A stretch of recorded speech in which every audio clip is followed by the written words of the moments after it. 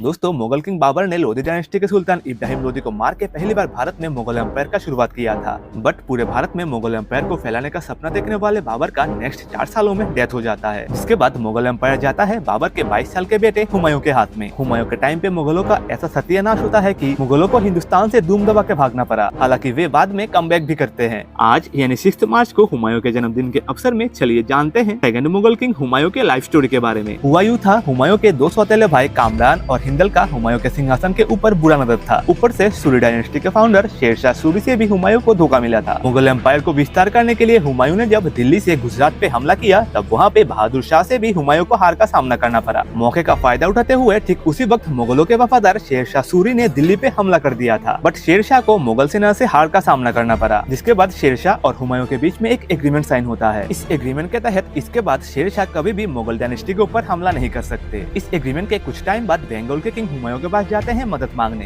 क्योंकि शेरशाह सूरी ने अब बंगाल पे हमला करके वहाँ पे कब्जा कर लिया था। इस खबर को सुनकर जब हुमायूं सेना लेके बिहार से होके बंगाल जा रहे थे, तब रास्ते में उन्हें शेरशाह मिले, जो कि दोस्ती का हवाला देके हुमायूं को बंगाल का मुआवजा करने का न्योता देते हैं। बट जब हुमायूं बंगाल पहुँचते हैं, तब शेरशाह ने बिहार से बंगाल जाने वाले सभी रोड ही ब्लॉक कर दिए। उन्होंने ये मेक श्योर किया कि दिल्ली से मुगलों के पास कोई भी सपोर्ट न पहुँच पाए। फाइनली जब मुगलों का सेना कमजोर हो जाता है, तब बिहार के चौसा में शेरशाह सूरी और हुमायूं के बीच में युद्ध होता है। इस युद्ध में बाबर इतने बुरी तरीके से हारते हैं कि उन्हें जान बचाने के लिए गंगा नदी में कूद जाना पड़ता है। काफी मुश्किल हालातों में हुमायूं जान बचा के दिल्ली पहुंचते हैं। वहाँ पे वो अपने भाइयों से सपोर्ट मांगते हैं, लेकिन सभी ने मदद करने से इनकार कर दिया। और इसके ठीक 1 साल बाद हुमायूं एंड शेरशाह के बीच में फिर से उत्तर प्रदेश के कन्नौज में बैटल होता है। इस बैटल में भी हुमायूं बुरी तरीके से हारते हैं। इस बैटल के बाद हुमायूं के सभी राज्यों को शेरशाह हड़प लेते हैं। इसी बीच जान बचाने के लिए हुमायूं भाग जाते हैं ईरान। ईरान में हुमायूं का काफी काबिल सेनापतियों के साथ मुलाकात हुआ। हुमायूं वहाँ पे लगभग 15 सालों तक रहे। इसके ठीक 5 साल के बाद ही भारत में एक तोप को चेक करते हुए शेरशाह सूरी का उसी के राज्य में डेथ हो जाता है। शेरशाह के डेथ के लगभग 10 साल के बाद हुमायूं वापस से ईरानी राजाओं की मदद से भारत में कमबैक करते हैं। भारत लौटते ही उन्होंने पहले अपने भाइयों को हरा के अपना साम्राज्य वापस लिया एंड धीरे धीरे सूरी डायनेस्टी के लास्ट सुल्तान आदिल शाह सूरी को मार के वापस से पूरे हिंदुस्तान में मुगल एम्पायर को फैला दिया। हालांकि मुगल्स कभी भी south India and north east India पे अपना राज नहीं कर पाए।